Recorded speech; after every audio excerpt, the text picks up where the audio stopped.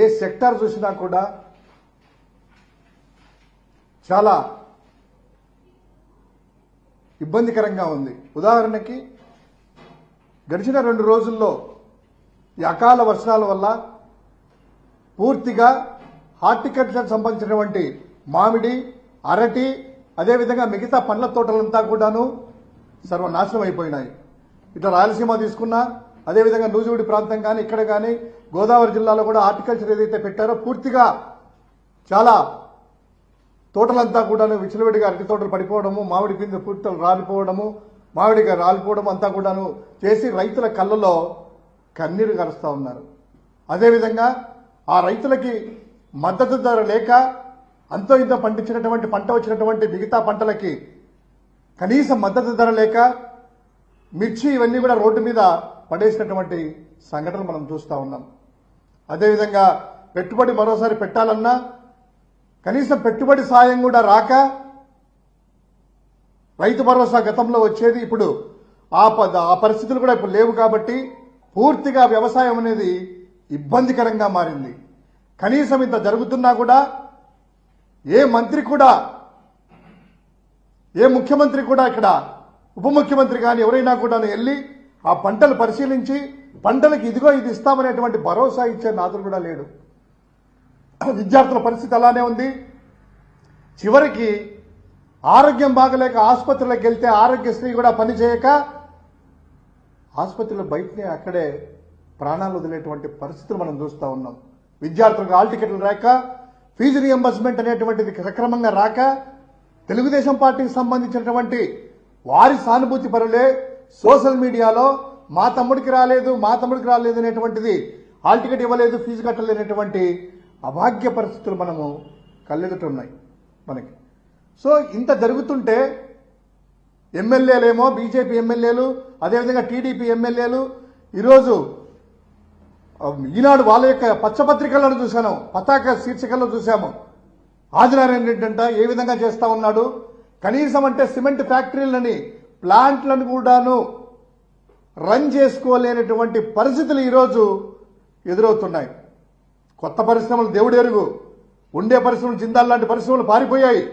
కానీ ఇప్పుడు రన్నింగ్ లో ఉన్నటువంటి పరిశ్రమలు కూడా వారి యొక్క కమిషన్ కోసము, వాళ్ళ ట్రాన్స్పోర్టేషన్ కోసము 2 జిల్లాల మధ్య యుద్ధమే జరిగింది. మనము చూసాము 2 నెలల కిందట.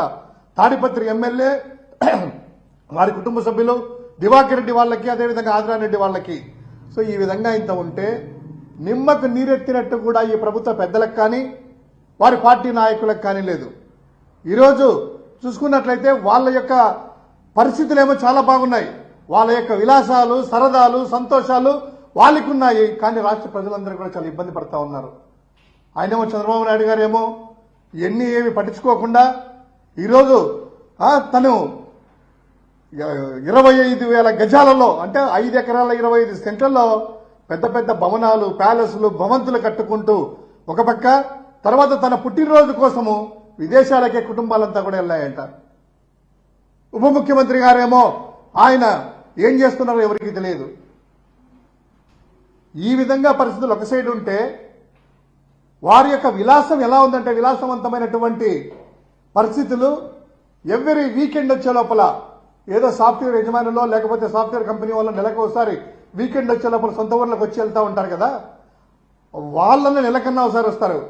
కానీ మన రాష్ట్రంలో చూసుకున్నట్లయితే ముఖ్యమంత్రి గారు తనయుడు, అదేవిధంగా ఉప ముఖ్యమంత్రి గారు ప్రత్యేక విమానాలలో స్పెషల్ ఫ్లైట్స్ వేసుకొని వీకెండ్లు వెళ్తా ఉన్నారు.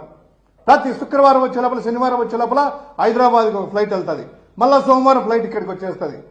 ఈ విధంగా ఇబ్బడి ముబ్బడిగా ఖర్చులు చేసుకుంటూ విలాసవంతమైనటువంటి మీరు జీవితాన్ని గడుపుతూ రాష్ట్ర ప్రజలేమో చాలా వాళ్ళ పరిస్థితులు చాలా ఘోరంగా ఉన్నాయి. ఈరోజు రైతులు ఆదుకునే వాళ్ళు లేరు, విద్యార్థులకు భరోసా ఇచ్చేవాళ్ళు లేరు, రోగులకి సక్రమంగా మందులు కానీ వైద్యం ఇచ్చేవాళ్ళు లేరు.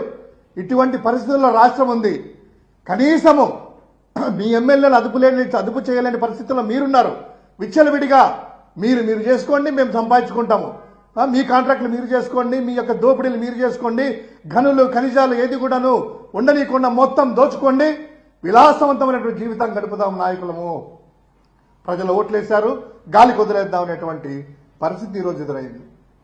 సో వైఎస్ఆర్ కాంగ్రెస్ పార్టీ, మా పార్టీ తరఫున అందరినీ కూడాను డిమాండ్ చేస్తా ఉన్నాము.